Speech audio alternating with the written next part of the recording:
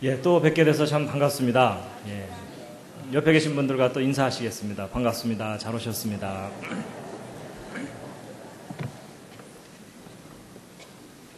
예, 오늘 오신 여러분들을 환영합니다. 시편 24편 1절 말씀인데 함께 한번 읽으시겠습니다. 시작. 땅과 거기에 충만한 것과 다 여호와의 것이로다.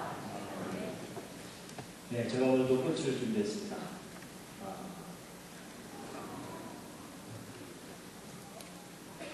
네, 오늘은 인류의 조상은 누구인가 하는 내용으로 소개를 해드리겠습니다. 인류의 기원.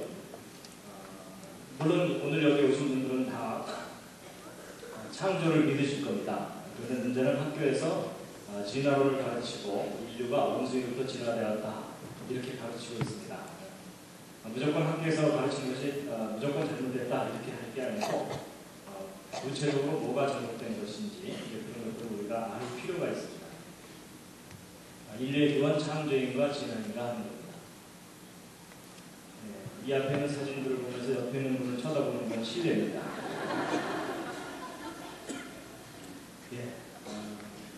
인류의 조상이 원숭이라면 우리는 이 원숭이를 존경해야 됩니다. 그렇죠? 그런데 인류의 조상이 아담이라면 그리고 더 궁극적으로 창조주 하나님이 인류의 조상이라면 이 원숭이와 사람은 분명히 구별된 존재입니다. 그런데 학교에서는 진화론을 가르치고 성경에서는 인간은 창조됐다라고 가르치고 있습니다.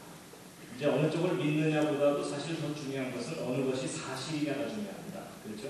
우리가 믿더라도 사실과 진리를 믿어야 됩니다. 로마서 1장 25절 말씀인데요. 함께 읽어주겠습니다. 시작. 이는 저희가 하나님의 지식을 거짓 것으로 바꾸어 피조물을 죽은 것보다 더 경배하고 섬깁니다. 주는 곧 영원히 창성할 이시로다. 하나님의 진리는 창조인데 지금 세상에서는 거짓인 진화론을 가르치고 있는 상황입니다. 교과서를 보면 진화론을 배웁니다. 그래서 원숭이가 점점 현대인들께 진화됐고 또 앞으로 이제 어떻게 진화될지 모른다 이렇게 이제 가르치게 된 거죠.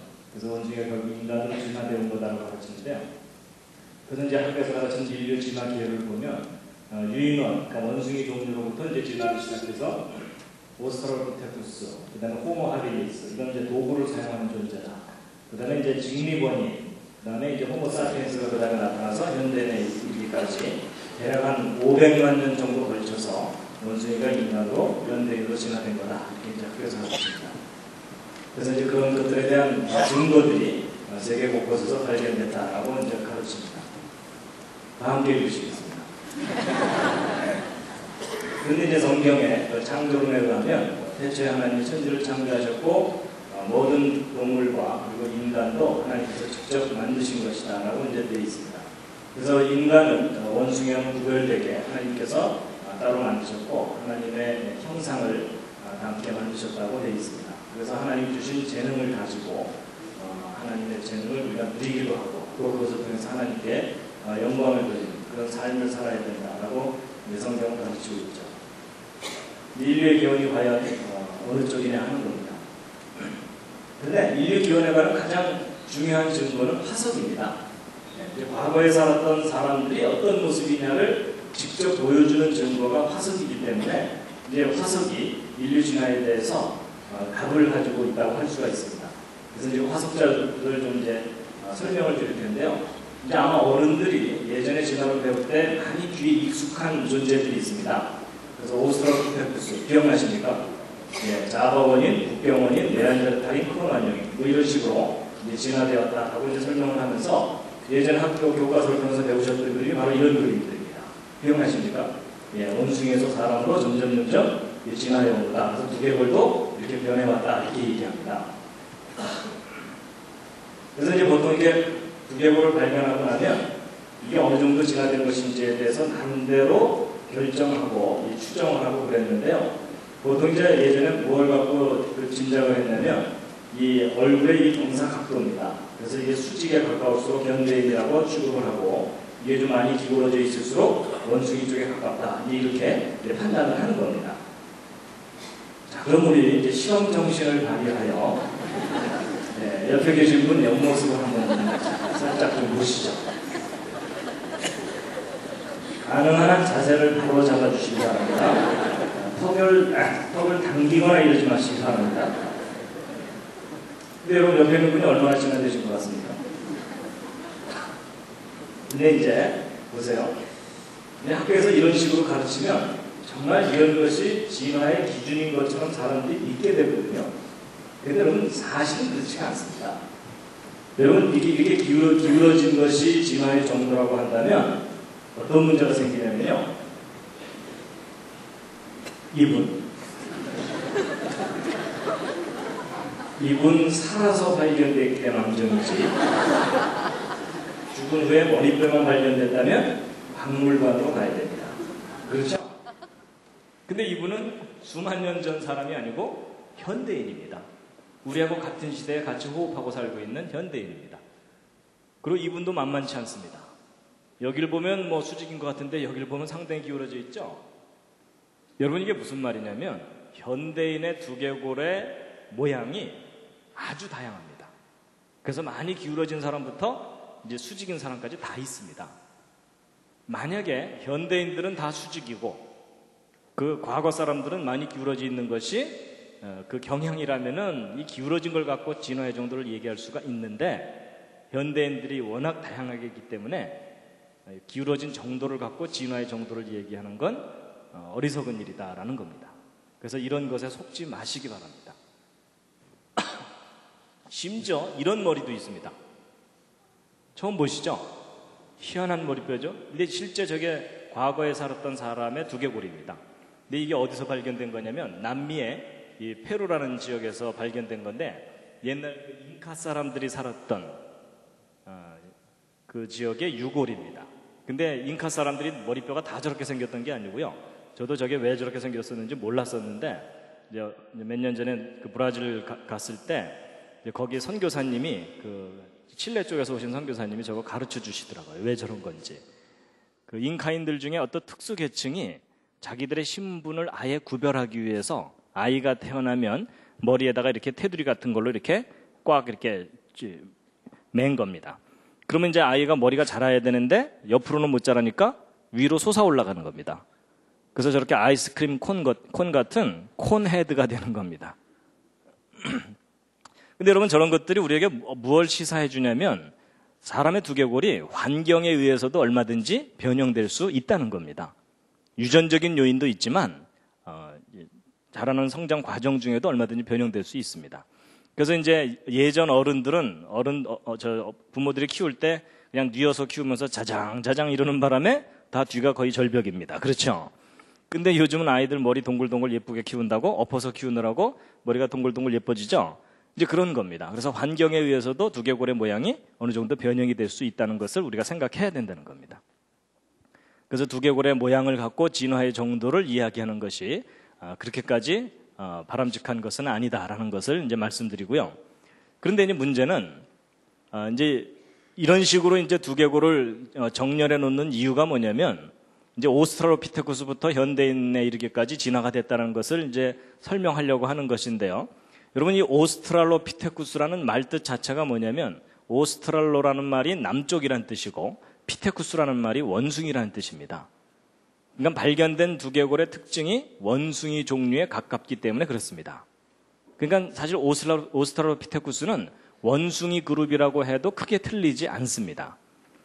그 다음에 이제 네안데르탈인 크로마뇽인이 있죠? 여러분, 전 네안데르탈인 크로마뇽인은 이제 진화론에서 이용할 때는 현대인으로 진화되기 바로 직전 단계다 이렇게 설명을 하거든요. 근데 여러분, 이 네안데르탈과 크로마뇽인은 현대인과 다를 바가 없습니다. 보통 그 네안데르탈인이나 크로마뇽의 두개골이 현대인보다 조금 크다, 작다 이런 얘기를 하거든요. 근데 조금 크다, 작다라고 말하는 것은 현대인의 평균 크기보다 크다, 작다는 얘기를 하는 거지 현대인의 범위를 벗어나서 크거나 작거나 한 것은 아닙니다. 여러분 지금도 여러분 주변을 한번 대충 둘러보시면요.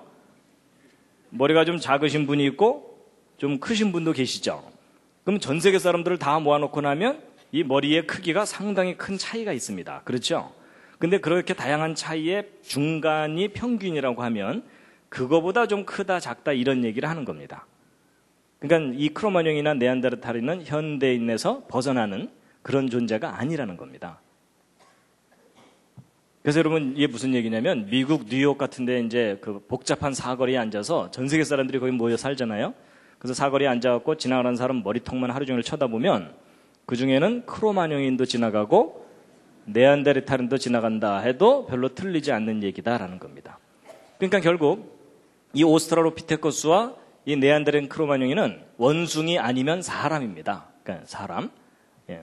근데 이제 문제는 이 두 그룹을 연결시켜주는 중간쯤 되는 존재가 진화론에서 중요한 증거겠죠. 근데 그것의 대표적인 예가 바로 자바 원인, 북경 원인입니다. 근데 보통 이제 학생들이 학교에서 배울 때 이런 상상도를 자꾸 보게 되거든요. 그러면 학생들은 비판력이 없기 때문에 저런 화석을 실제로 발견한 것처럼 믿게 됩니다. 근데 여러분 사실은 그렇지가 않습니다. 자, 이제 보세요. 이 자바 원인에 대해서 이제 자세하게 말씀을 드리면요.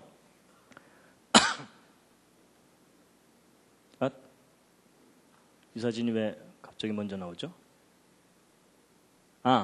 이제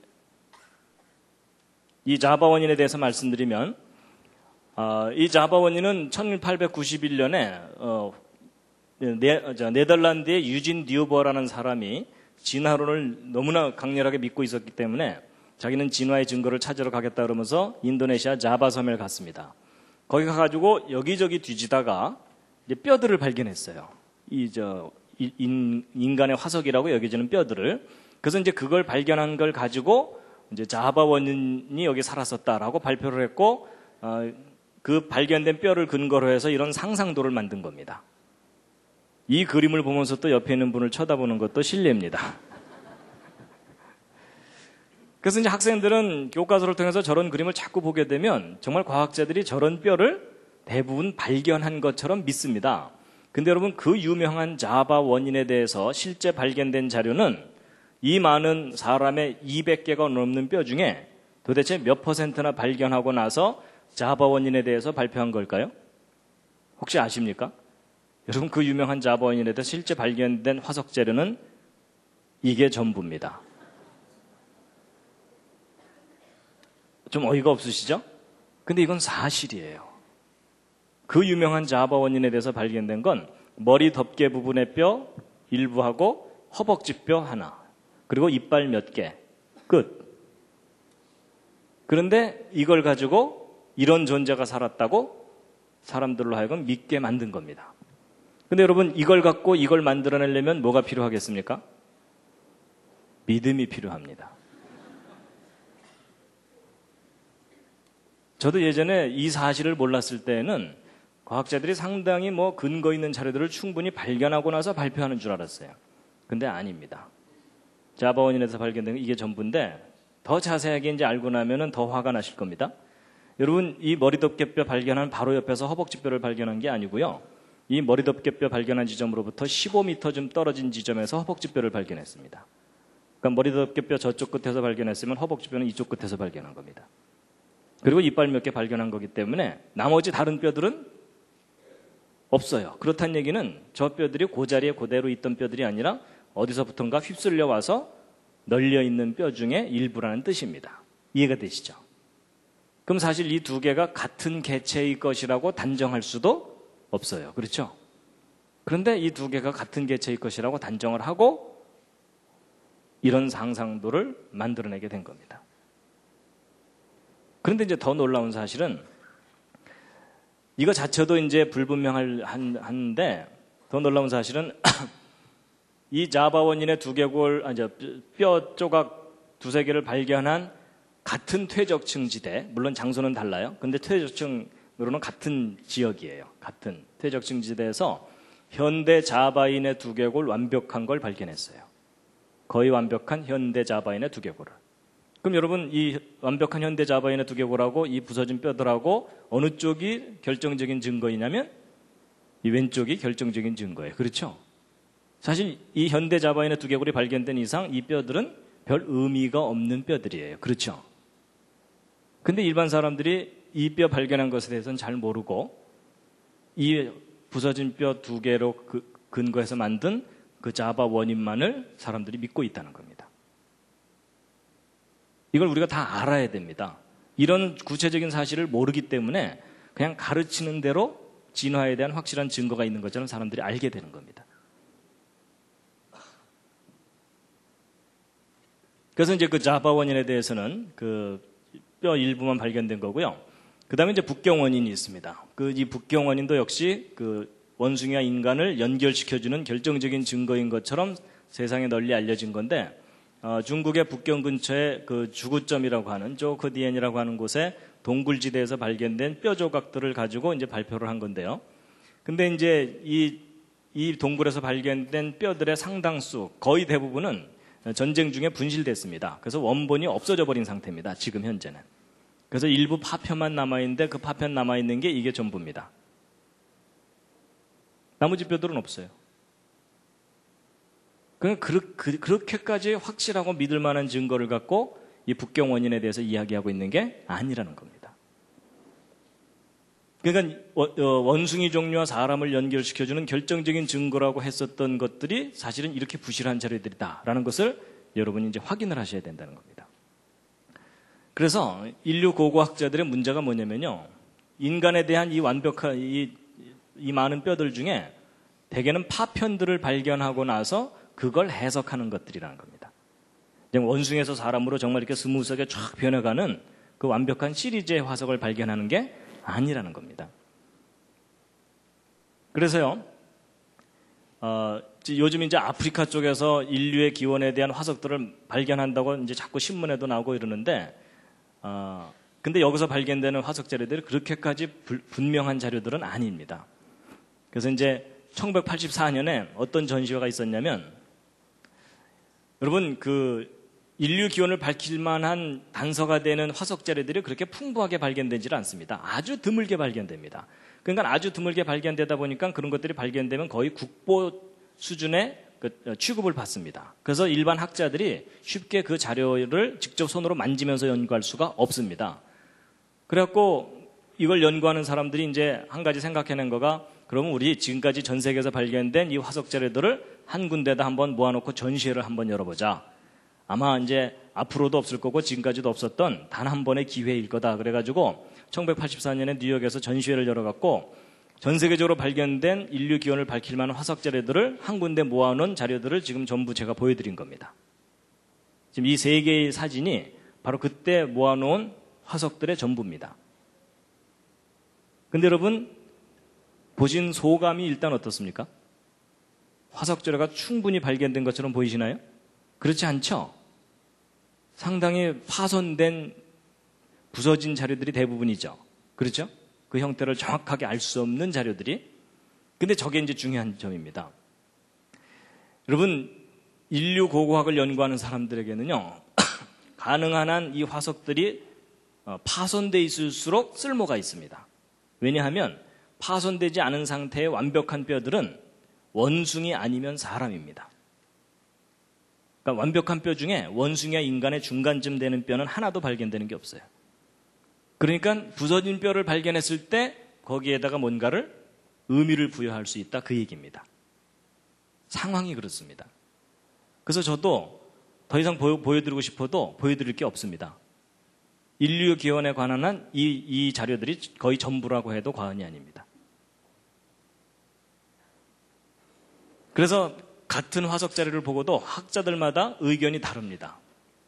어떤 학자는 이걸 원숭이라고 보고 어떤 학자는 사람이라고 보고 의견이 다르거든요. 근데 의견이 다른 것은 그 뼈가 원숭이와 인간의 중간쯤 되는 상황이라서 그런 게 아니고 그 화석 자료가 불분명하기 때문에 그렇다는 겁니다. 그래서 이제 역사적으로 또 살펴보면은 1859년에 다윈의 종의기원이라는 책이 출간된 이후로 너도 나도 앞다투어서 뭔가 인류 기원에 관한 자료들을 막 발표를 했거든요.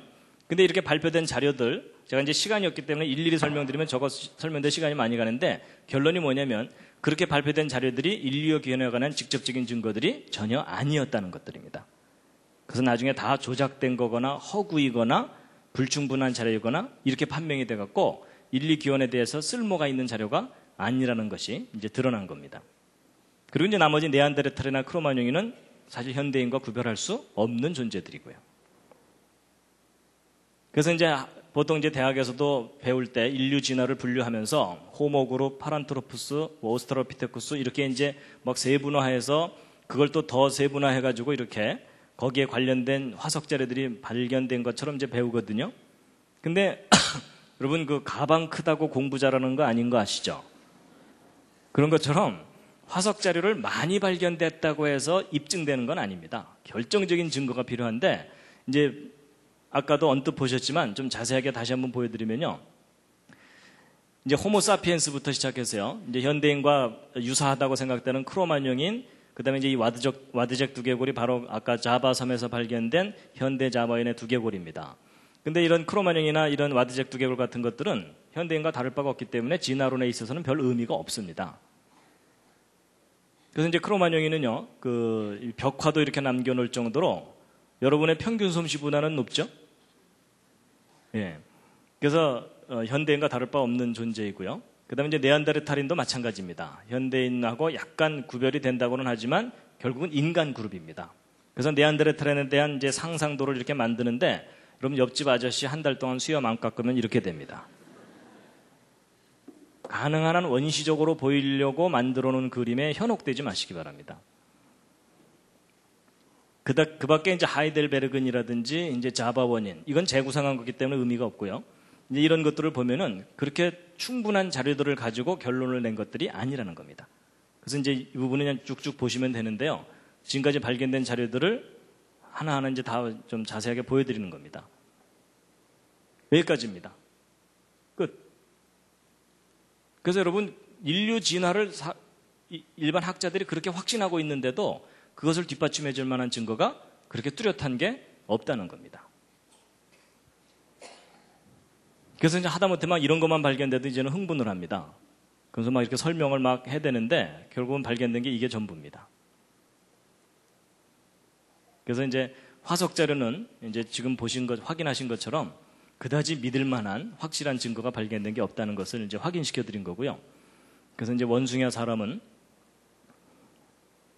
그것을 연결시켜주는 것들이 이제 상당히 부실한 자료들이 얼기설기 연결시켜주고 있을 뿐이다라는 것을 이제 확인시켜드린 겁니다. 그래서 뭐 이렇게 많이 발견했다고 하지만 그다지 이제 믿을만하지 않다는 거고요. 이제 지금까지 발견된 자료들을 이제 정리를 한 표를 보여드릴 텐데요. 이게 이제 결정적인 진화론이 틀렸다는 결정적인 증거 자료인데요. 뭐냐면 여러분 진화론에서는 이제 오스트랄로피테신에서 직립원인 고대인을 거쳐서 현대인으로 진화됐다고 합니다. 그리고 이제 여기 있는 연도들은 이제 지층에서의 그 순서라고 보시면 되는데, 이 밑으로 내려갈수록 더 깊은 곳에서 발견된 거고, 진화론에서 막 500만 년 이렇게 연대를 매겨놓은 겁니다. 그러니까 이제 시간 이렇게 흐름에 따라서 이제 오스트랄로피테신으로부터 현대인까지 진화되었다고 얘기를 하거든요. 그런데 이제 지금까지 발견된 화석 자료들을 다 이렇게 분류를 해놓은 겁니다. 어디에 해당되는가. 그런데 이 직립원인들이 최근의 퇴적층 속에서도 발견이 돼요. 근데 그거는 설명은 가능해요. 뭐냐면 이 직립원인들 중에 어떤 것들은 현대인으로 진화를 했지만 어떤 종류들은 진화하지 않고 현재까지 살아남았다. 이렇게 설명하면 되니까. 그렇죠? 그런데 여러분 이 왼쪽 아래 영역에 해당되는 화석은 발견되면 안 돼요. 무슨 말이냐면 현대인의 두개골이 수백만 년 전 퇴적층 속에서는 발견되면 안 되죠. 그렇죠. 근데 지금까지 발견된 화석 자료들을 분류를 해보았더니 이 왼쪽 아랫부분에 해당되는 화석 자료들이 꽤 많이 발견되는 거예요. 그러니까 수백만 년 전 퇴적층 속에서 현대인의 유골이나 또는 유물들이 발견되는 예가 있다는 겁니다. 그렇다는 얘기는 이런 순서로 진화해왔다는 것이 거짓이라는 것을 나타내는 아주 결정적인 증거입니다. 근데 이제 더 심각한 문제가 있어요. 뭐냐면요. 이제 좀 황당하게 들리시겠지만 사실이니까 말씀드립니다. 미국에 가면 공룡 화석이 발견되는 퇴적층 지대가 있습니다. 그래서 이 지역의 퇴적층은 전형적인 중생대 퇴적층이에요. 그래서 저기서 이제 공룡 화석들이 잔뜩 발견돼가지고 이제 공룡 화석을 발견한 다음에 그 일부분을 지붕을 씌워갖고 공룡 기념관을 만든 곳입니다. 그래서 이제 이 일대는 전형적인 공룡 화석 퇴적층 지대인데 놀랍게도 이 속에서, 이 퇴적층 속에서 사람의 완벽한 뼈가 발견됐어요.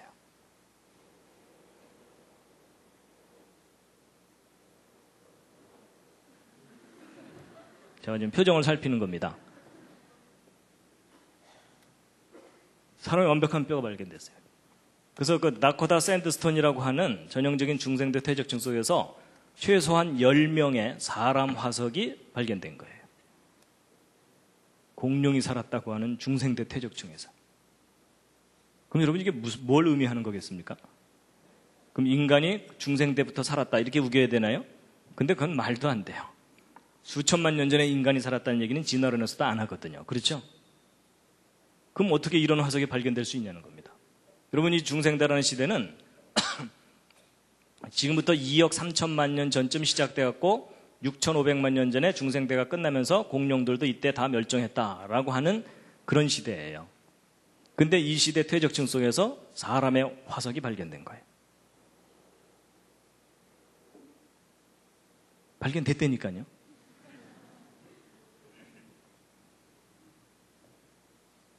그래서 여러분 그 사람뼈 완벽한 것들이 발견되었고 이게 인터넷에 자료가 떠 있습니다. 그럼 무슨 얘기냐면 이 진화론에서 얘기하는 고생대, 중생대, 신생대라는 이런 시대가 실제로 있는 게 아니란 얘기입니다.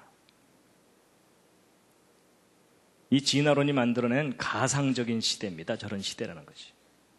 그래서 지난번 제가 그랜드 캐년 얘기한 것과 함께 연관해서 생각하면 이런 겁니다. 지금 그랜드 캐년 퇴적층은 진화론에서는 고생대 퇴적층이라고 해석을 하거든요. 근데 여러분 이 고생대 퇴적층들이 실제로 고생대가 있었던 게 아니라 대홍수 때 1년 만에 쌓인 퇴적층이라면 이 고생대라는 것 자체가 의미가 없어진다는 뜻이죠. 그렇죠? 지금 이 중생대 퇴적층 속에서 인간의 화석이 발견됐다는 것도 역시 이 중생대라는 시대가 있었던 게 아니라는 얘기입니다. 여러분 이런 화석은 중생대 퇴적층에서 하나만 나와도 진화론이 무너지는 겁니다. 그렇죠? 혹시 저 사람들이 중생대 퇴적층으로 땅굴 파고 들어가서 죽었을까요? 그래서 여러분 지금까지 우리가 진화론으로 잘못 알고 있던 지식을 과감하게 교정을 해야 됩니다.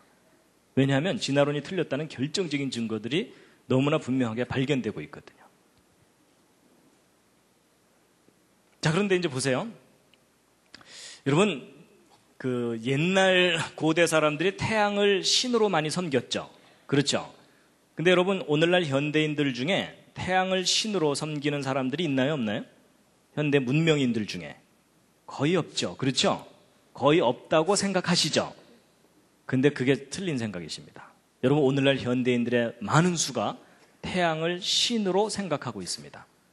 이게 무슨 뚱딴지 같은 얘기냐? 뚱딴지 같은 얘기가 아니고요. 잘 보세요. 여러분, 진화론에 의하면 이 지구가 태양으로부터 떨어져 나와서 불덩어리였다가 점점점 식었고 그 와중에 분자들이 자기들끼리 결합해서 생명체가 저절로 생겨났고 그렇게 생겨난 생명체가 수억 년 동안 다양한 생명체들로 변해온 거다라고 설명하잖아요.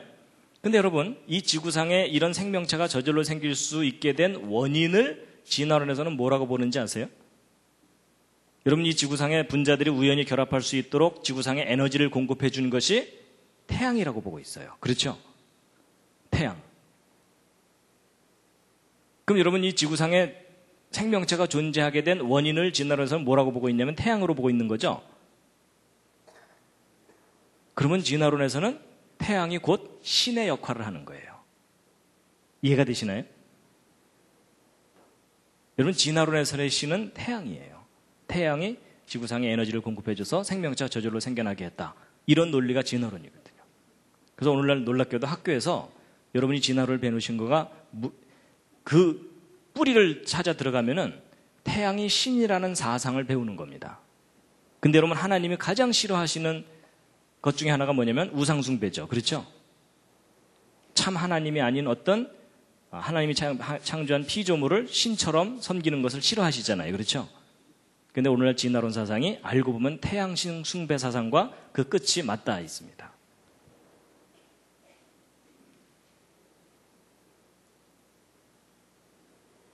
근데 이것을 학교에서 공공연하게 가르치고 있는데 어찌 보면 교회가 그것에 대해서 한마디 말을 못하고 있는 겁니다.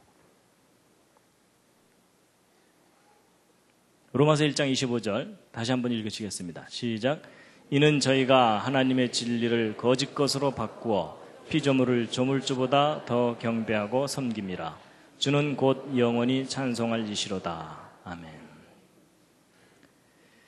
예, 그래서 이제 지금 이제 첫 번째 그 이야기에서는 제가 그 인류 진화에 대한 확실한 증거가 없다라는 것을 이제 확인시켜 드렸고요.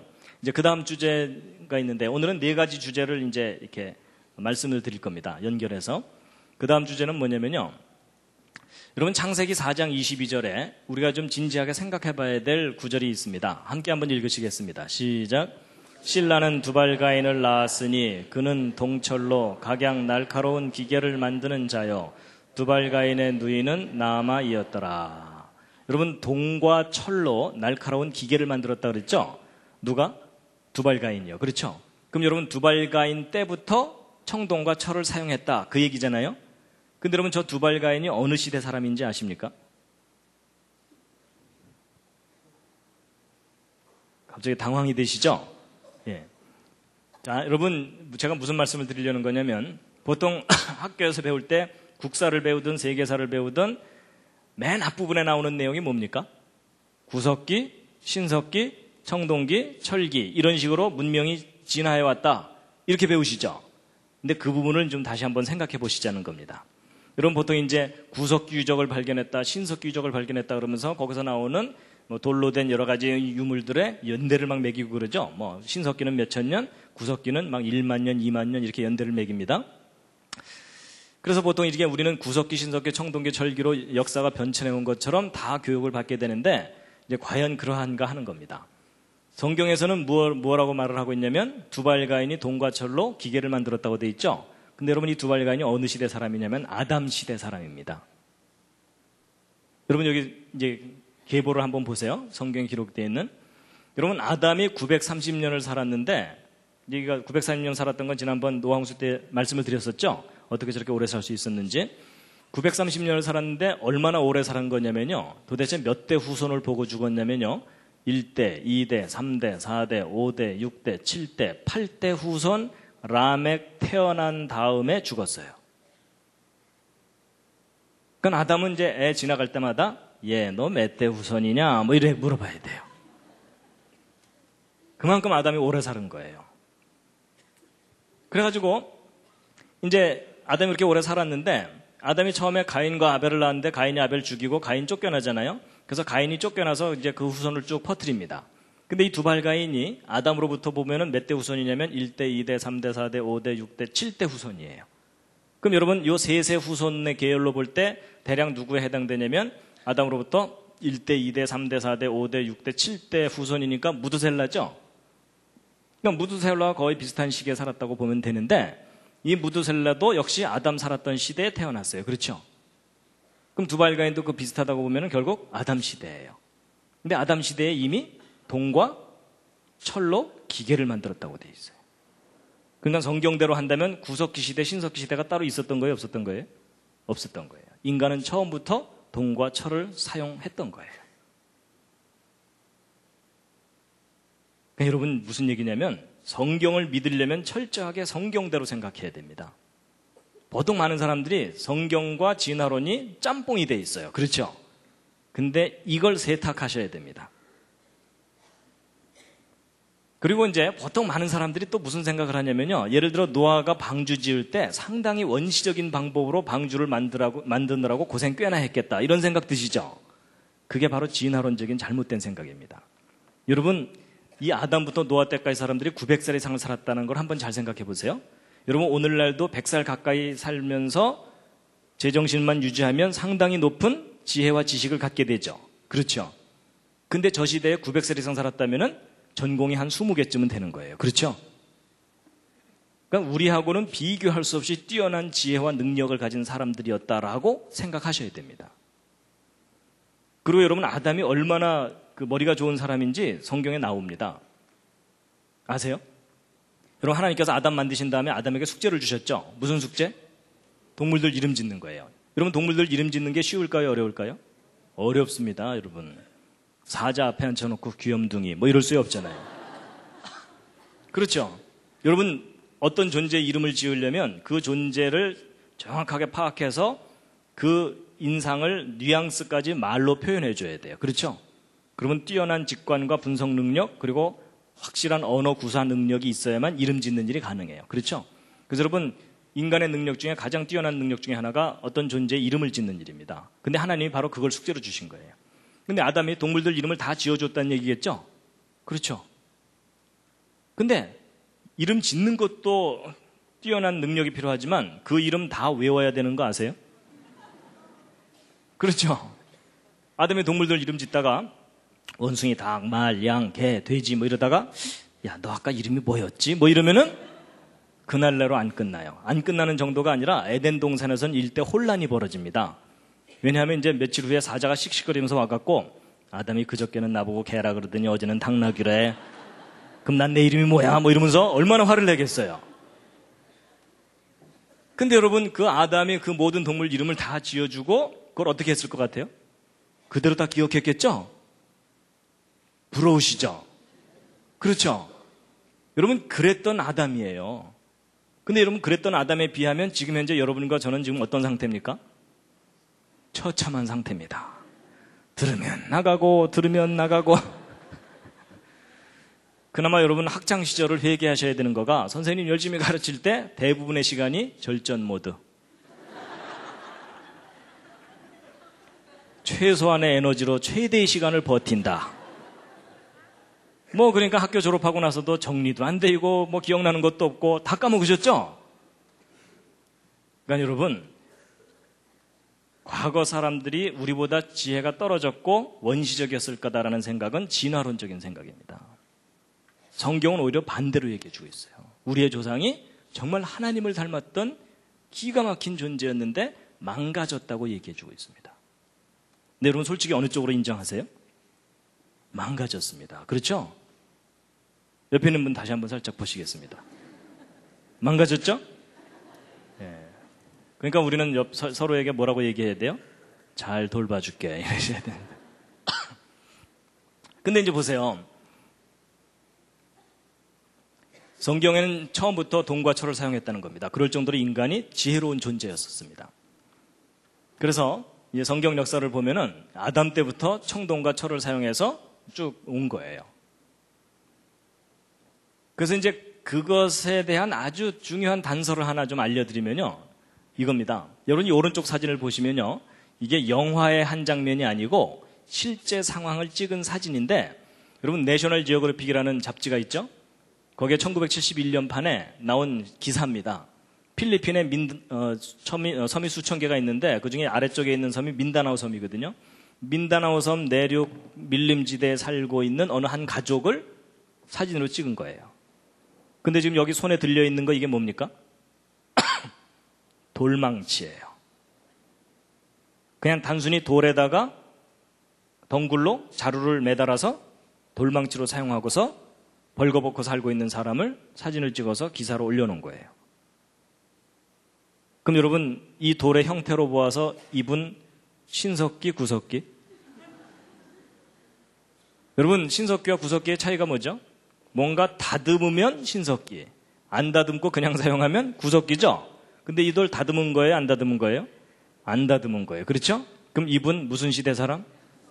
구석기인이라고 해야 돼요. 그렇죠? 근데 이 사람은 수만 년 전에 살았던 사람이 아니고 오늘날 우리와 동시대에 살고 있는 사람이에요. 지구 한편에는 지금 이루고 살고 있는데 이분들은 이루고 살고 있는 거예요. 여러분 문명이 이렇게 발달한 이 시대에도 이런 사람들이 지구 곳곳에 있다는 얘기죠. 그럼 여러분 시간을 과거로 거슬러 올라가면 과거에도 문명을 이룬 주변에는 항상 저런 초보적인 삶을 사는 사람이 늘 있었겠죠. 근데 여러분 그런 생각은 별로 안 해보셨죠? 왜 그런 생각 못했을까요? 학교 다닐 때? 진도 나가야 되니까. 그렇죠? 여러분 이 한 장면이 시사하는 바가 커요. 현대에도 이렇게 석기를 사용하고 사는 사람이 공존하고 있다는 얘기는 과거 문명 주변에도 초보적인 삶을 사는 사람이 얼마든지 있었다는 겁니다. 그렇죠? 그래서 지구 곳곳에서는 서로 다른 형태의 삶을 살고 있는데 그러니까 구석기, 신석기, 청동기, 철기로 이렇게 시간의 순서에 따라 변해온 게 아니고 비율만 변한 거라는 겁니다. 그래서 고대에서 현대로 시간이 흐르기까지 원시인에서 문명인으로 진화해 온 게 아니고 원시와 문명은 항상 역사 속에서 공존해 왔는데 비율만 변한 거라는 겁니다. 왜냐하면 지금 현재에도 이런 사람이 살고 있으니까요. 그렇죠? 여러분 역사상 얼마나 많은 전쟁들이 있었어요. 그럼 그 전쟁의 와중에 주변으로 쫓겨난 사람들은 초보적인 삶을 사는 수밖에 없어요. 그렇죠? 그들이 남겨놓은 수많은 유물들이 있겠죠? 근데 그런 유물들을 우리가 발견하면은 문명과 함께 이 역사시대 속에 함께 있던 유물이라고 취급하지 않고 저걸 다 어떻게 처리했을까요? 진화론적인 역사관을 갖고 다 과거로 던져버렸어요. 그렇죠? 이런 식으로. 그래서 역사와 선사시대를 따로 구별하면서 이 선사시대를 길게 늘려놓은 겁니다. 그러니까 왜곡된 역사관을 우리가 그동안 배워왔던 겁니다. 그럼 지금 현재도 문명을 잃은 그 다른 한쪽에서는 이런 초보적인 삶을 살고 있고 중국도 마찬가지예요. 상하이는 이렇게 발전해 있지만 산간 벽지에는 기초적인 생활 형태를 유지하는 사람들이 얼마든지 많이 있다고요. 그래서 제가 말씀드리는 것은 문명과 원시는 공존해 온 것이지 시간의 순서가 아니다라는 겁니다. 그 시간의 순서로 가르치는 것은 진화론적 역사관입니다. 그래서 여러분 이 창조론과 진화론의 문제가 이 과학의 생물학 영역에서만 있는 문제가 아닙니다. 지금 이 창조와 진화의 이 진화론적 사상이 모든 학문에 지금 다 침투해 들어가 가지고 신학조차도 진화론의 영향을 아주 심각하게 많이 받았습니다. 그래서 신에 대한 개념이 진화됐다. 이런 이론들이 막 생기고 그러면서 점점 성경의 권위를 깎아내리고 이런 일들이 아주 많이 일어나고 있습니다. 그래서 여러분 구석기, 신석기, 청동기, 철기 이런 시간 순서에 따른 문명의 변화는 진실이 아니다라고 생각하셔야 됩니다. 그래서 여러분 우리는 홍수 이전의 세상은 잃어버렸고 홍수 이후에 얼마든지 이런 석기 유물을 사용하는 사람들이 늘 공존해 올 수 있었다라는 것을 염두에 두어야 된다는 이야기입니다. 어떻게 좀 공감이 가시나요? 안 가셔도 할 수 없습니다. 이건 제가 우기는 거기 때문에. 근데 충분히 우리가 생각해야 될 부분입니다. 그래서 이제 이제 석기 시대에 관한 이야기를 이제 말씀드렸고요. 그 다음 이야기가 이제 인종 문제입니다.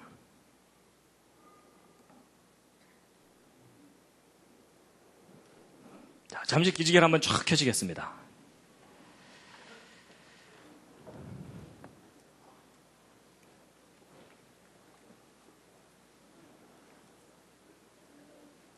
좌양좌 하셔서 옆에 있는 분 안마를 또 해드리겠습니다. 좌양좌 하셔서 옆에 있는 분.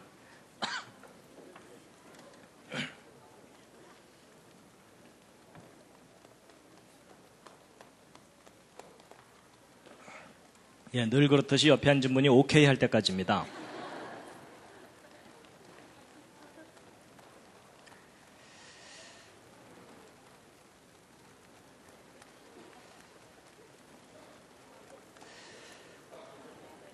예, 반대로 또 해드리겠습니다.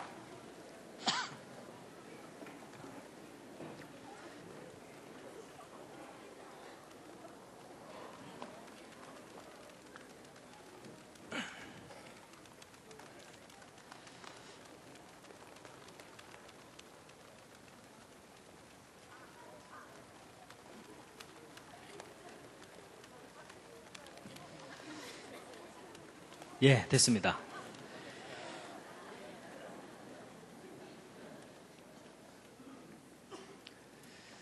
자, 인종의 기원인데요.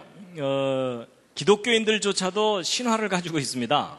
그렇죠? 하나님께서 인간을 만드실 때 흙으로 만드신 다음에 마지막 단계에서 구워야 되는데 너무 많이 구워서 까맣게 탔고 그 다음에는 이제 실패작이라서 다시 한번 구워야 되는데 이번엔 조바심이 나서 너무 일찍 꺼내는 바람에 덜 익어서 허옇고 그 다음에 세 번째 단계 이제 가장 좋은 레시피를 가지고 구운 존재가 이제 황인종이다. 그래서 가장 노릇노릇 잘 익은 근데 그 얘기는 황인종들이 지어낸 말입니다.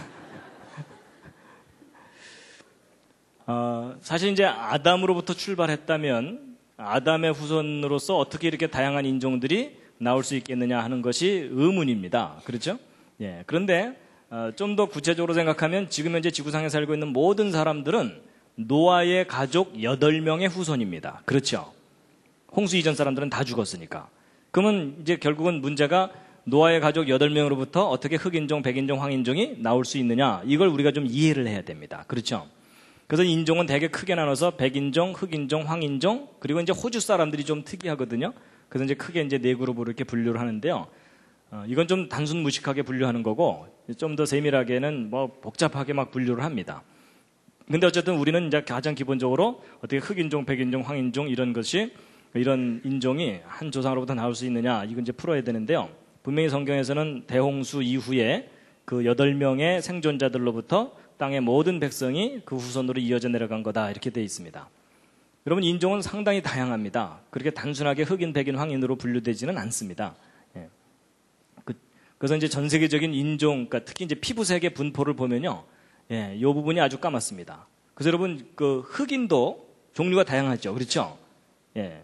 그래서 이제 그냥 타이거 우즈 같은 경우는 그래도 좀, 예, 이제 혼혈 흑인이기 때문에 그래도 좀 그런데, 아예 그냥 구두약을 칠해놓은 것처럼 까만 분들도 있습니다.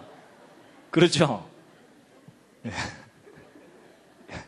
일단 그런 분들을 만나면 흠칫 놀라게 됩니다. 그렇죠?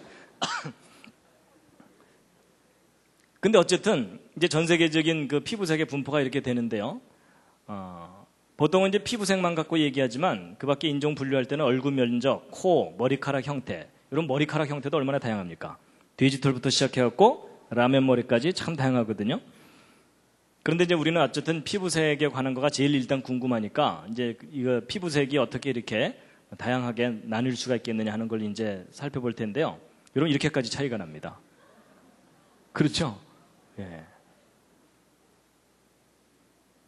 근데 성경에 의하면 이제 아라라산에서 내려온 사람들이 여기 옹기종기 모여 살다가 바벨탑 사건을 일으키고 그로 인해서 이제 본격적으로 흩어지게 되었고 이제 크게 이렇게 인종이 나눠서 살게 된 거다라는 건데요. 이 대홍수 때 이제 8명 살아남았죠? 예. 그랬을 때 이제 어떻게 8명으로부터 다양한 후손이 나올 수 있느냐 하는 건데요. 여러분, 이것은 유전의 법칙을 조금만 이해하면 그렇게 어렵지는 않습니다. 여러분 보시면요, 이제 사람이 태어날 때는 아버지의 정자와 어머니의 난자가 결합이 돼서 이렇게 사람이 태어나게 됩니다. 그래서 이제 우리가 태어날 때는 항상 유전자라는 것을 부모로부터 물려받고 태어나게 되죠. 그래서 여러분, 그 사람의 피부색을 결정하는 색소가 멜라닌 색소죠. 그렇죠? 예. 근데 이제 여러분 아시겠지만은 우성, 열성 이런 거 있죠. 그래서 그 멜라닌 색소를, 여러분 백인들이 멜라닌 색소가 있을까요, 없을까요? 백인들도 있습니다. 여러분, 모든 사람은 피부층 중에 멜라닌 색소층이 있습니다. 멜라닌 그 색소를 품고 있는 세포층이 있거든요. 그런데 이제 그 멜라닌 색소를 많이 만들어낼 수 있는 유전 정보를 우성이라고 하고, 멜라닌 색소를 조금밖에 만들어내지 못하는 걸 열성 정보라고 하자고요. 그래서 이제 남자와 여자가 결혼을 해서 자식을 이제 낳게 되는데, 자 보세요. 여러분, 예를 들어 순수한 흑인 여자와 순수한 백인 남자, 하여튼 순수한 흑인과 순수한 백인이 결혼을 하게 되면 이제 자식을 낳게 될 텐데요. 여러분, 사람의 일반적인 몸에 있는 세포는 체세포라 그래가지고 유전 정보가 이제 이런 식으로 들어있는데, 그 생식세포, 정자와 난자 같은 것들은 요 앞에서 하나, 뒤에서 하나의 조합으로 갖고 있게 됩니다. 근데 뭐 이 경우는 이제 앞에 하나, 뒤에 하나 이렇게 조합을 해봤자 다 똑같으니까 우성만 이렇게 갖고 있는 난자가 만들어지겠죠. 그 다음에 이제 이 남자는 이제 열성 정보만 갖고 있기 때문에 열성 정보만 들어있는 정자를 만들어낼 거예요. 그렇죠? 그래서 이제 여러분, 순수한 흑인과 순수한 백인이 결혼해서 자식을 낳으면 어떤 색깔의 아이가 나올까요?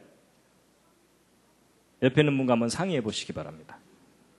순수한 흑인과 순수한 백인이 결혼해서 자식을 낳았다. 무슨 색깔이 나올까요?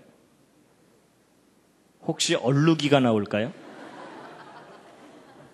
아니면 점박이? 근데 여러분, 이렇게 해서 결혼을 하면요, 중간색이 나옵니다. 뮬레토 브라운이라고 하는 중간색이 나오는데, 이 뮬레토라는 말이 이제 혼혈이란 뜻이고 브라운은 갈색이란 뜻이거든요. 왜냐하면 완전히 우성도 아니고 완전히 열성도 아니기 때문에 그 중간이 나오는 겁니다. 이렇게 나와요. 근데 이제 이런 뮬레토 브라운들끼리 결혼하면 어떻게 될까요? 뮬레토 브라운들끼리 결혼하면 어떻게 되냐면 여러분 요 앞에서 하나 뒤에서 하나의 조합으로 만들어진다 그랬으니까 우성만 들어있는 난자가 만들어지기도 하고 열성만 들어있는 난자도 만들어지겠죠. 그리고 중간도 만들어지고요. 근데 이쪽도 마찬가지겠죠. 그래서 이 둘이 결혼하잖아요. 그럼 그 자녀들이 컬러풀해집니다. 그래서 이 두 사람이 결혼해갖고 그냥 우리는 하나만 낳자 이럴 경우에는 확률적으로 볼 때 그냥 갈색이 나오겠죠. 근데 이 두 사람이 이제 결혼해갖고 약속하기를 우리는 힘 닿는 데까지 계속 낳아보자 이러면서 한 수십 명을 줄줄줄줄 낳으면 그 중에 까만 아이도 나오고 하얀 아이도 나오고 중간색도 다양하게 나와요. 그러니까 이 두 사람 아이 낳을 때마다 얼마나 신났겠어요. 그렇죠? 낳을 때마다 색깔이 다르니까 또 낳아보자 또 낳아보자 이러면서 그냥 계속 나왔을 거 아니에요. 근데 여러분 이건 유전의 법칙이기 때문에 반드시 이렇게 돼요. 근데 여러분 이 표가 우리에게 상당히 중요한 걸 알려줍니다. 여러분 부모는 분명히 외형적으로 색깔이 똑같죠. 그렇죠? 외형적으로 볼 때는 같은 인종이잖아요. 근데 자식을 낳았더니 다양한 인종이 갑자기 확 튀어나오죠. 그러니까 여러분 인종이 나눠지는데 수천 년이 걸려요? 아니면 일대만 해도 나눠질 수가 있어요? 단 일대만 해도 인종이 나눠질 수가 있다는 거예요. 그러니까 유전의 법칙을 알면 인종이 분리되는 것은 너무나 쉬운 일이에요. 그 대신 부모가 이런 우성과 열성을 다 갖고 있어야 되죠. 그렇죠? 근데 어쨌든 같은 부모 밑에서 다양한 인종이 순식간에 나온다라는 겁니다. 근데 이제 이렇게 낳은 자녀들끼리 모여 살다가 세상은 넓고 할 일은 많다 이래가지고서 뿔뿔이 흩어져서 산다고 치자고요. 예를 들어 이 우성 정보만 가진 자녀들끼리 유럽에 올라가서 아프리카 쪽으로 가서 자식을 막 낳으면 그 후손들 어떻게 될까요? 구두약 집안이 되는 겁니다. 그리고 이 열성 정보를 가진 자녀들끼리 유럽 쪽으로 올라가서 서로 자식을 많이 낳으면 어떻게 되겠어요? 그 집안은 가래떡 집안이 되는 겁니다. 그렇죠? 그 다음에 이제 이런 갈색, 중간색을 가진 자녀들끼리 서로 결혼하게 되면 갈색 종족이 되겠죠. 그렇죠? 또 다른 근데 이 갈색 종족이 황인종은 아닙니다. 황인종은 아니에요. 황인종은 좀 다르게 설명을 해야 됩니다. 그리고 또 다른 갈색 종족이 만들어질 수도 있고요. 그렇죠? 또 서로 다른 갈색 종족들이 뮬레토 브라운을 다시 만들 수도 있고. 그러니까 유전의 법칙에 의해서 얼마든지 어떻게 조합되느냐에 따라서 다양한 인종이 여러 형태로 생길 수 있다는 겁니다. 이해가 되시죠? 여기까지 별로 어렵지 않으셨죠? 자, 그럼 이제 퀴즈를 하나 드리겠습니다. 퀴즈가 뭐냐면 인류의 첫 조상인 아담은 무슨 인종이었을까요? 흑인종, 백인종, 황인종 중에 어떤 인종이었을까요? 옆에 있는 분과 한번 또 상의해 보시기 바랍니다. 도움이 별로 안 되시더라도 상의를 좀 해주시기 바랍니다.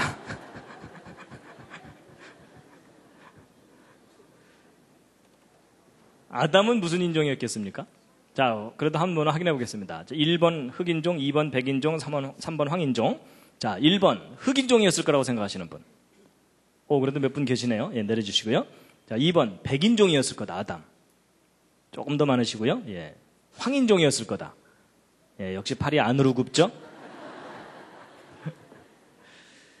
여러분 한번 원리로 따져보면요. 여러분, 예를 들어 아담이 흑인이면 아담 그대로 복제한 게 하와죠? 그럼 그 후손 다 까매야 되죠? 그건 아니고요. 그럼 아담이 백인이었느냐? 그것도 아니에요. 그렇죠? 아담 그대로 복제한 게 하와니까는 그냥 백인 후손들만 나와야 되겠죠? 그럼 아담이 황인종이었을까요? 그것도 아니에요. 왜냐하면 여러분 황인종들끼리 결혼했을 때 흑인도 나오고 백인도 나와요? 안 나오죠? 그러니까 황인종도 아니에요. 그럼 아담은 그럼 도대체 무슨 인종이었겠느냐? 이 원리대로 잘 생각해보면 아담은 뮬레토 브라운과 같은 처음부터 혼혈이에요. 그렇죠? 우성과 열성 정보를 모두 가지고 있는 소위 종합 선물 세트입니다. 그래야 그 후손들이 다양하게 나올 수가 있죠. 그렇죠? 그러니까 여러분 우리는 하도 단일 민족을 부르짖다 보니까 혼혈 그러면 부정적인 생각을 하는데 성경의 원리와 과학의 원리를 따라서 쭉 올라가 보면 오히려 인류의 조상인 아담은 처음부터 혼혈, 잡종이었어요. 그렇죠? 그러니까 그 후손들이 다양하게 나오는 거죠. 그러니까 여러분 이제 이 원리대로 생각하면요. 노아의 가족 8명 중에 한 사람만 뮬레토 브라운과 같은 혼혈이어도 그 후손들은 얼마든지 다양하게 나올 수 있다는 겁니다. 이해가 되시죠? 예. 굳이 뭐 셈은 노랗고 함은 까맣고 야벳은 하얘야 된다. 그런 고정관념을 가져야 될 필요도 없습니다. 그래서 원리를 알고 나면 사실 별로 어렵지 않은 문제입니다. 얼마든지 짧은 시간 내에 인종이 퍼질 수가 있다는 얘기입니다. 더군다나 여러분 노아의 홍수 끝나고 나서 사람들이 옹기종기 모여 사는 것이 여기 바벨탑 사건을 일으킨 요 지역이거든요. 지금 현재 그 이라크 땅 지역. 근데 여기서 옹기종기 살다가 바벨탑 사건을 일으키면서 전 세계적으로 흩어졌잖아요. 근데 여러분 보세요. 여기서 모여 살던 사람 중에 이런 우성 정보를 가진 사람 한 쌍만 아프리카 쪽으로 가도 그 후손들은 다 까매져요. 그렇죠? 굳이 뭐 수만 명이 함께 몰려가야 될 필요가 없어요. 한 쌍만 가도 돼요. 그 다음에 이쪽에서 이 열성 정보를 가진 사람 한 쌍만 위로 올라가도 여긴 다 하얘지겠죠? 근데 특히 이 지역이 유럽과 아프리카와 아시아의 중간지대예요. 그렇죠? 그러니까 여기서 한번 헤어지고 나면 한동안 서로 만날 기회가 없는 거 아시죠? 그렇죠? 예. 그래서 여기서 이렇게 인종이 흩어지게 된 거다라고 보고 있는데 이제 이렇게 얘기하면 어떤 분들은 가끔 그런 질문을 해요. 그럼 왜 하필이면 흑인들이 밑으로 내려가고 백인들이 위로 갔나요? 뭐 이러시거든요. 그걸 제가 어떻게 합니까? 그렇게 간 걸. 그분은 거꾸로 갔어도 또 이상하다 그러실 거예요. 그렇죠? 예, 그건 뭐 확률과 통계의 문제이기 때문에 얼마든지 뭐 흑인이 위로 갈 수도 있고 그건 그럴 수가 있어요. 그렇죠? 예. 그래서 기본 원리를 알고 나면 그렇게 어려운 문제가 아닙니다. 근데 제가 지금 이제 쭉 설명할 때 황인종 얘기는 별로 안 했죠. 근데 여러분 이 표 중에는 황인종이 없습니다. 여러분 그 실제 좀 구체적으로 알아보면요. 이 우리의 그 멜라닌 중에는요. 페오멜라닌, 유멜라닌 이래가지고 주로 유색인종들에게는 유멜라닌이 많고 이 밝은 백인 쪽에는 페오멜라닌이 있어갖고 멜라닌 색소도 두 종류가 있다는 겁니다. 그래서 저것이 또 어떻게 조합되느냐에 따라서 다양한 인종이 나올 수 있다는 겁니다. 그러니까 우리는 지금 멜라닌 색소라는 하나의 것만 가지고서 이렇게 하니까는 2차원적인 도표가 나오지만 여기다 유멜라닌이라든지 이런 걸 하나 더 끼우면은 3차원이 되겠죠. 그러면 이제 황인종은 저 반대쪽 어딘가에 한 영역에 황인종들이 있는 겁니다. 저 도표 중에. 그러니까 황인종들끼리 아무리 결혼해도 흑인이 안 나오는 이유는 황인종들은 요 앞에 있지 않기 때문입니다. 네, 조금 더 이제 구체적으로 설명드린 거고요. 어쨌든 제가 이제 이해를 쉽게 하기 위해서 아주 간단하게 예를 들어서 설명드린 건데 같은 조상에서 인종들이 나누는 것 이제는 좀 이해가 되시죠? 그렇죠? 예, 많이 꺼서 까맣고 이런 거 아닙니다. 그래서 사람들이 이걸 잘 모르는 바람에 이제 많이 오해를 하고 그런 겁니다. 그래서 얼마든지 짧은 시간 내에 인종들이 다양하게 나눌 수 있다라는 겁니다. 그래서 여러분 노아 방주에 나중에 이제 이거 계산도 해드리겠지만요. 노아 방주에 개를 실을 때도 이 다양한 종류마다 한 쌍씩 실은 게 아닙니다. 노아가 방주에 개 실을 때 진돗개, 세파트, 불독, 치아와, 삽살개, 똥개 뭐 이러면서 온 동네 개들을 다 실은 게 아니고 노아 방주에는 개 중에는 한 쌍만 실으면 됩니다. 근데 그 한 쌍의 개가 이런 후손을 퍼뜨릴 수 있는 유전 정보를 다 가지고 있어야 되겠죠. 그렇죠? 근데 여러분 저 노아 방주의 동물들을 이제 모은 것은 노아가 직접 잡으러 다닌 게 아닙니다. 성경을 보면 하나님이 노아에게 나오게 하셨다고 돼 있어요. 그렇죠? 여러분 노아가 동물들 잡으러 다닌다면 문제가 심각해져요. 그렇죠? 사자 잡아다 놓고 말 잡으러 간 사이에 사자 도망가고 이러면은 노아가 평생 잡으러 돌아다니는 거 안 돼요. 그렇죠?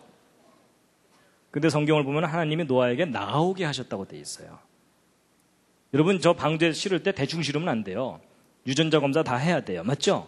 근데 노아가 언제 그 유전자 검사 다 해요. 그러니까 하나님께서 다 골라서 모이게 한 것. 그것은 우리가 성경대로 믿는 수밖에 없어요. 그래서 이제 그 인종 문제 이제 말씀을 드렸습니다. 그다음에 이제 마지막으로 이제 하나 계산을 하나 해드리고 이제 오늘 이야기는 마칠 텐데요. 여러분 수학 좋아하십니까? 예, 표정이 갑자기 어두워지십니다. 예. 근데 이제 수학이라기보다는 그냥 중등 산수입니다. 예, 그냥 산수만 조금 하시면 이제 되는 건데요. 여러분 창세기 10장 32절을 보면 홍수 후에 그 8명으로부터 이 땅에 있는 모든 사람들이 나뉘어졌다고 돼 있죠. 그래서 제가 이제 뭘 하나 검증을 해드리려고 하냐면 인구입니다. 인구. 여러분 이 빨간색이 뭘 의미하는 거겠습니까? 저게 인구 밀도입니다. 바글바글합니다. 여기 지금 엄청나게 몰려 살고 있어요. 그래서 여러분 지금 현재 세계 인구는 60억을 넘은 지 꽤 됐죠. 지금 70억 가까이 돼가고 있고요. 그리고 문제는 현재 세계 인구 증가 속도가 40년도 안 돼서 2배로 늘어납니다. 여러분 이게 무슨 얘기냐면 지금 20살쯤 된 청년이 여기 있잖아요.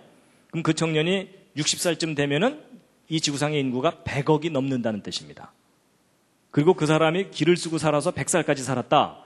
그럼 이 지구상 인구가 200억이 넘는 겁니다. 여러분 좀 끔찍하죠? 그럼 그때는요, 여러분 가는 곳마다 여러분 옆에 3사람씩 더 있다고 생각해 보세요. 지금 인구가 폭발적으로 늘어나고 있습니다.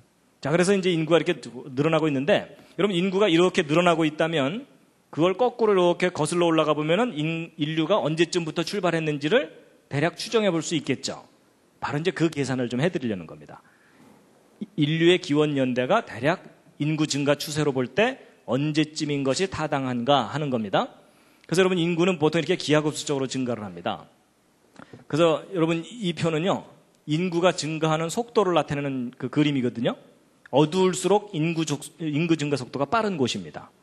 그러니까 여러분 유럽 쪽에서 아무리 아이를 적게 낳아도 이쪽에서 너무나 많이 낳기 때문에 이쪽에서 나와서 계속 이쪽으로 이민을 가니까 여기 인구가 줄어들 수가 없어요. 그렇죠? 그래서 여러분 지금 인구가 증가하는 것을 막을 길이 없어요. 이런 나라들이 지금 통제가 안 되는 나라들이거든요. 그러니까 인구가 좀 폭발하고 있습니다. 그래서 이제 보세요. 이제 뭘 확인시켜 드리려고 하냐면, 여러분 진화론에서는 대략 현생 인류의 직접적인 조상, 곧 직립 원인이 대략 한 50만 년 전쯤 출현했다는 거예요. 그럼 그때 적어도 2사람 이상의 사람이 50만 년 지나는 동안 60억으로 불어나야 되는 거겠죠? 대략 50만 년 기간 동안에. 근데 이제 성경은 뭐라고 써 있냐면, 황당하게도 지금부터 대략 4,500년 전쯤에 전 세계적인 대홍수 때에 이 방주에 탔던 8명이 살아남아가지고 몇 년 만에 60억이 돼야 돼요? 대략 4,500년 만에. 그렇죠? 근데 여러분 솔직히 어느 쪽이 그럴듯하세요? 옆에 있는 분과 한번 서로 얘기해 보시죠. 그래도 50만 년 쪽이 이 정도 세월은 걸려야 60억 늘어날 것 같죠? 여러분 저런 건요, 여러분의 상식 수준에서 추정한다고 해결되는 게 아니고요, 계산해봐야 해결됩니다. 여러분 일반 사람들은 3자리 숫자만 넘어가도 정신이 혼미해집니다. 인정하시죠? 그렇죠? 그러니까 3자리 숫자 넘어가는 건 절대로 추정하지 마세요. 그건 전문가한테 계산을 맡기시기 바랍니다. 자, 여러분 성경 기록을 보면은 지금부터 4,300년 전에 대홍수가 있었다는 거예요. 여러분 인구는 기하급수적으로 증가한다는 말을 하죠. 그래서 2사람이 4사람 되고 4사람이 8사람 되고 이런 식으로 증가해갖고 인구는 이렇게 직선적으로 증가하는 게 아니라 막 이렇게 있는 숫자에 비례해서 늘어나니까는 막 이 은행 이자로 따지면 복리로 늘어나는 겁니다. 느낌이 오시죠? 예. 그래서 이제 먼저 진화론부터 계산해 보겠는데요. 지금부터 설명드리는 게 무리가 되시는 분들은 너무 버티지 마시고 주무시기 바랍니다. 예. 부작용이 일어날 수가 있으니까, 예. 주무시다가 나중에 결론만 들으시기 바랍니다. 여러분 지금 현재 세계 인구가 40년마다 2배씩 늘어난다 그랬죠?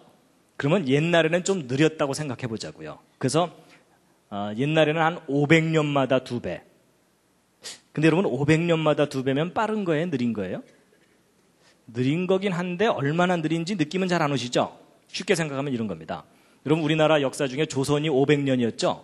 그럼 여러분 집안이 조선 초기에 2사람 결혼했는데 조선 말기에 4사람 되는 거예요.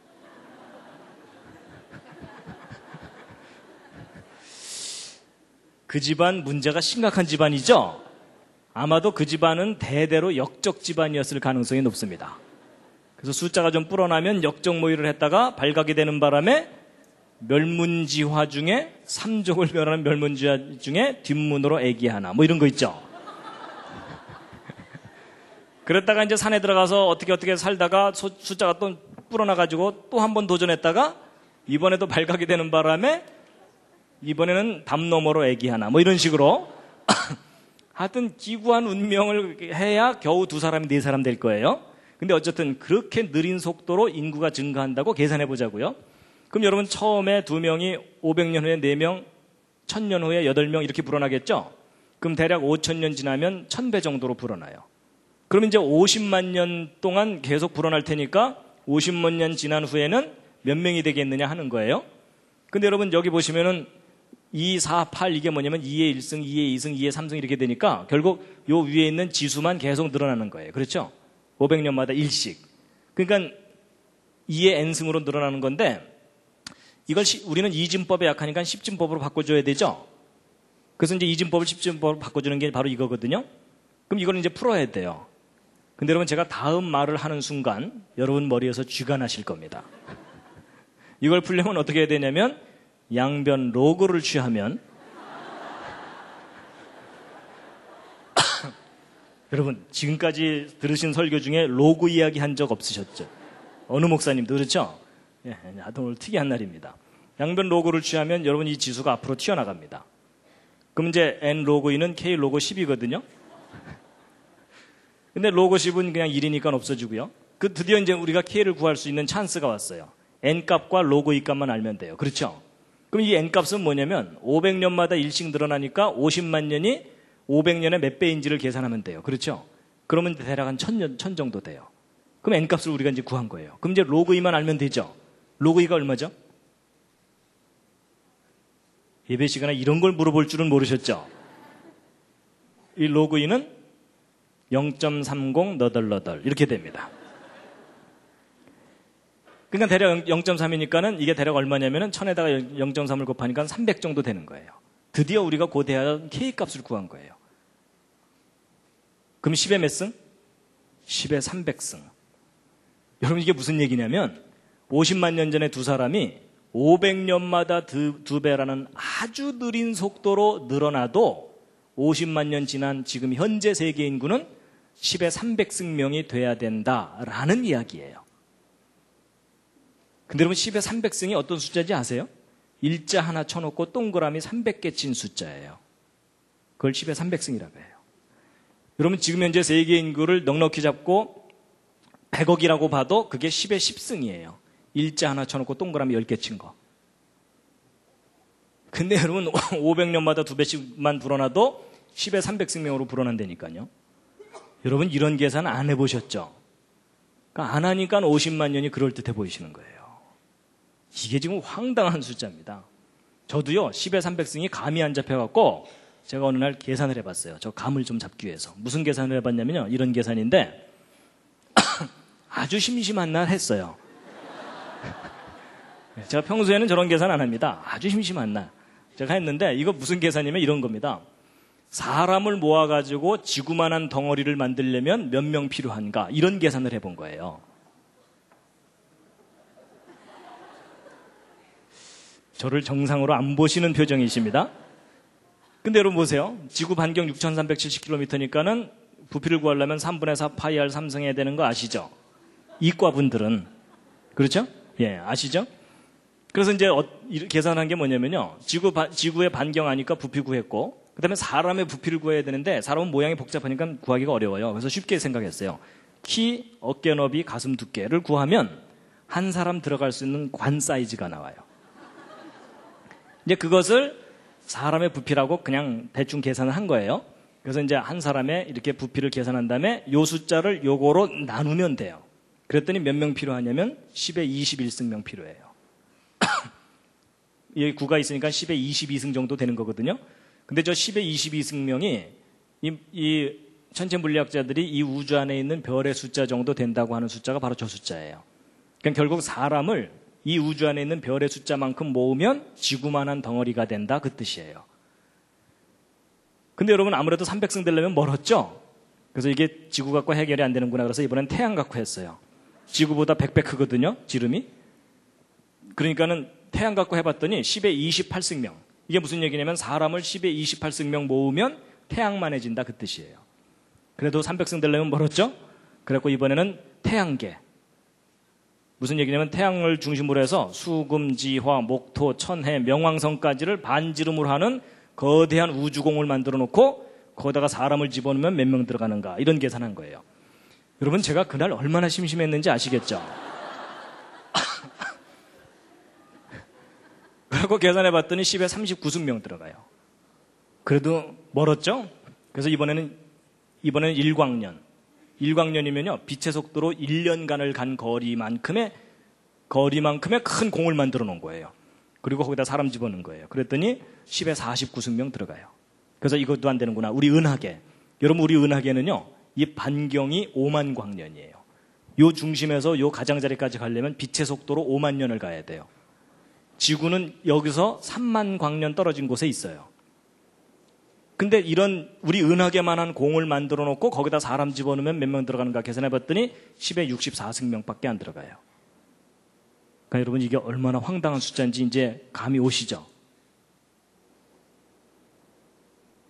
여러분 진화로 나서 인류 기원연대 수십만 년으로 잡은 거 실수인 거 아시죠? 이런 계산 구체적으로 안 하면 그렇게 어리석은 생각을 할 수밖에 없어요.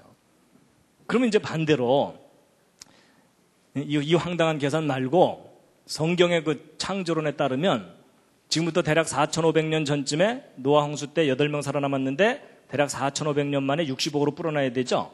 근데 여러분 보세요. 우리가 지금 8명에서 대략 50억 된 거를 계산해야 되는데 여기서 여기까지 계산하기는 복잡하니까 아예 두 사람이 100억 되는 걸 먼저 계산한 다음에 요거를 고려해 주면 되거든요.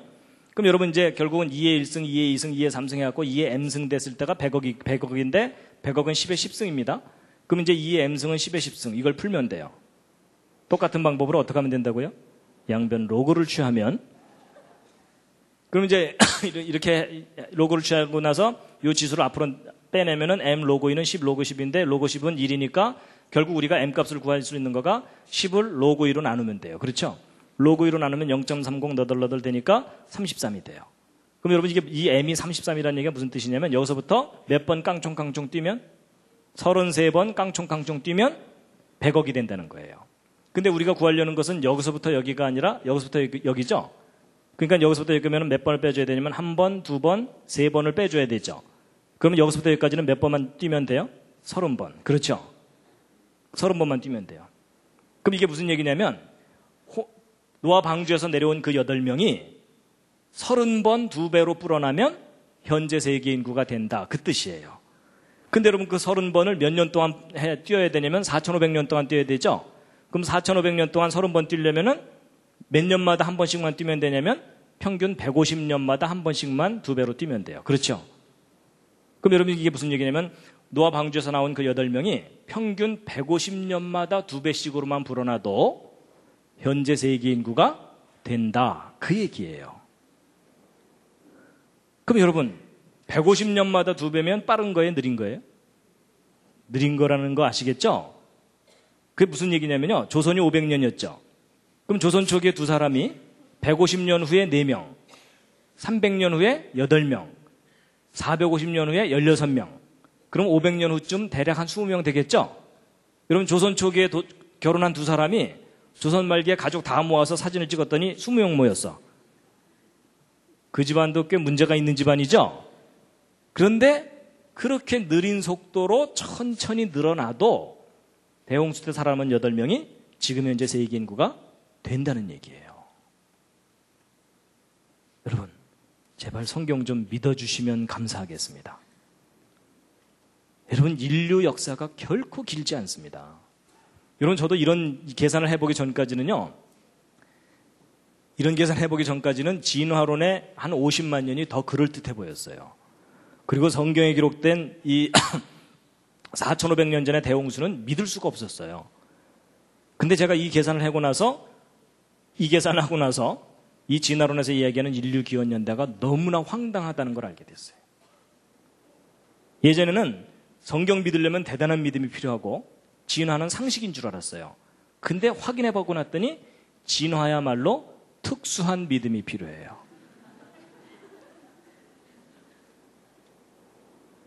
근데 성경에 기록된 4,500년 전 대홍수 사건은 여러분 믿음이 필요한 게 아니라 상식이면 돼요.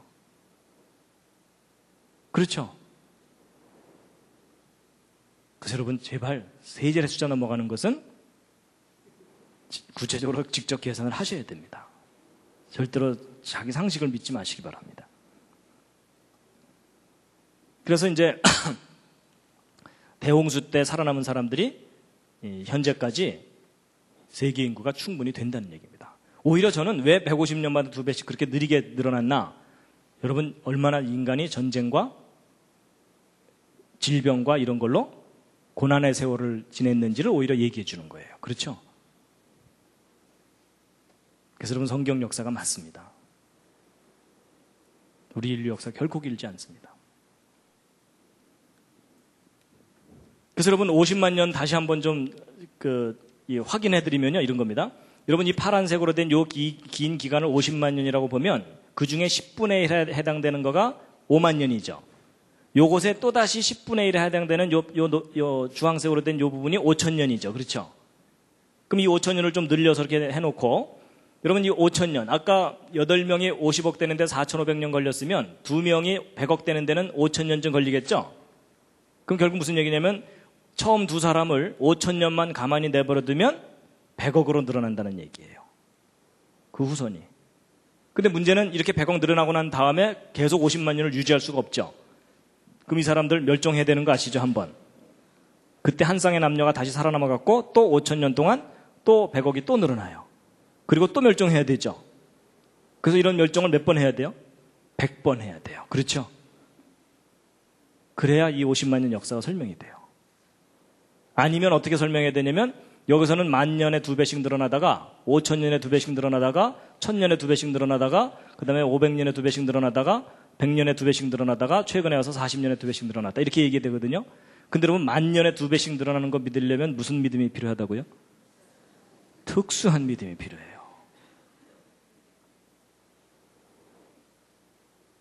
여러분 이렇게 구체적으로 생각하지 않으면 진화론에 속으시는 거예요.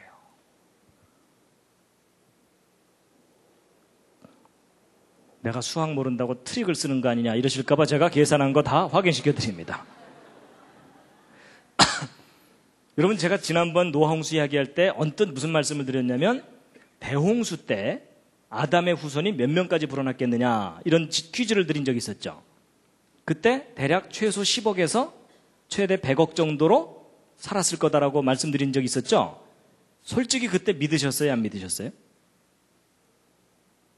믿고는 싶지만 그게 이해는 안 되셨을 거예요. 그렇죠? 근데 여러분 이 계산이 바로 그겁니다. 잘 보세요. 이게 처음 두 사람이 50년마다 2배씩 늘어나는 속도로 늘어났다고 할 때 늘어난 인구를 쭉 계산한 건데 1600년 만에 170억으로 늘어나요. 그러니까 여러분 노아 홍수가 아담 창조된 이후로 1656년에 있었던 홍수거든요. 그러니까 창조 후 1656년에 있었던 홍수가 노아의 홍수예요. 근데 여러분 아담의 후손들이 50년마다 2배씩으로만 늘어나도 1600년 만에 170억이 되는 거예요. 그러니까 제가 그때 설명드릴 때 최소 10억에서 100억이 넘을 수도 있다라는 말씀을 드렸었거든요. 실제 그게 가능해요. 왜냐면 지금 현재는 더군다나 여러분 아담은요 900살 이상 살았잖아요. 그리고 가인, 아벨, 셋까지 낳고 그만 난 게 아니고요. 그 후 800년을 지내며 자녀를 낳았으며 이렇게 돼 있어요.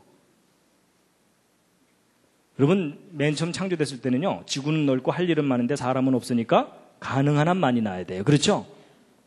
그러면 인구 증가가 엄청나게 빠르게 됩니다. 근데 그렇게 많던 그 사람들이 대홍수로 멸망당한 겁니다. 그러니까 하나님께서 인간을 그대로 놔두면 매번 멸망당할 수밖에 없어요. 맞죠?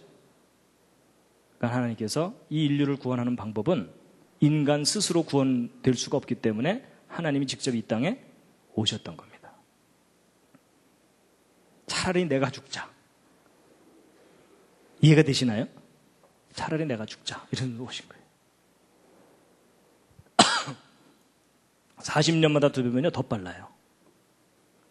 1600년 되면은요 1조가 넘어버려요.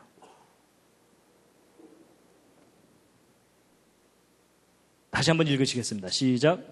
홍수 후에 이들에게서 땅의 열국 백성이 나뉘었더라. 자, 오늘은 이제 인류의 기원에 대해서 이런저런 이야기를 해드렸는데 마지막 꽃다발입니다.